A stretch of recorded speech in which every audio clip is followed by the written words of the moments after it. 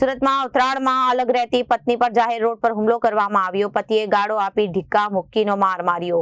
જાનથી મારી નાખવાની ધમકી આપી અને ફરિયાદ બાદ ઉત્તરાયણ પોલીસે ગણતરીના કલાકોમાં આરોપીને પ્રવીણ ગોળકિયાને ઝડપી પાડી કાયદેસરની કાર્યવાહી હાથ ધરી છે।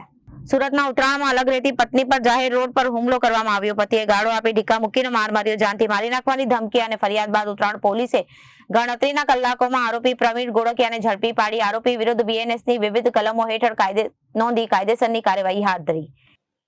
ઉત્તરાયણ પોલીસ સ્ટેશન વિસ્તારની અંદર એક ફરિયાદી છે હિરલબેન ગોલકિયા કરીને, એમને ફરિયાદ જે નોંધાવી છે અને એ જે ફરિયાદ નોંધાવી છે એમના પતિની સામે, જેમનું નામ છે પ્રવીણભાઈ ગોલકિયા।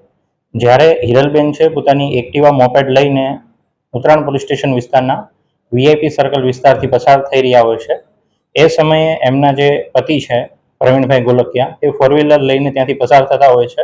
એટલે બંને જે છે પતિ પત્ની એ સામ સામે વાહન લઈને પસાર થતા હોય છે અને બંને ત્યાં આ વિસ્તારની અંદર મળે છે।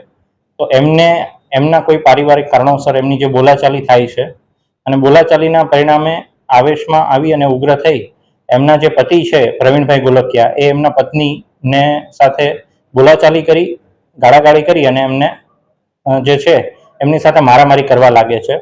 અને આ રીતનો જે ગુનો જે છે એ પ્રવીણભાઈ ગોલકિયા અને અન્ય એક જે બેન છે એમની સામે હિરલબેન ગોલકિયાએ જે છે એ ઉત્તરાયણ પોલીસ સ્ટેશનની અંદર રજીસ્ટર કરાવેલો છે। એમાં ભારતીય ન્યાય સંહિતાની કલમ 115(2), 296(b), 351(3) અને 54 મુજબનો આ જે ગુનો જે છે એ ઉત્તરાયણ પોલીસ સ્ટેશને રજીસ્ટર કરેલ છે। અને આ કામે જે પ્રવીણભાઈ ગોલકિયા છે એમને ઉત્તરાયણ પોલીસ સ્ટેશને એમને અટક કરેલા છે અને આગળની જે કાયદેસરની જે કાર્યવાહી છે એ કરવા માટેની તજવીજ હાલમાં ચાલુમાં છે। Bureau report, Janadesh news.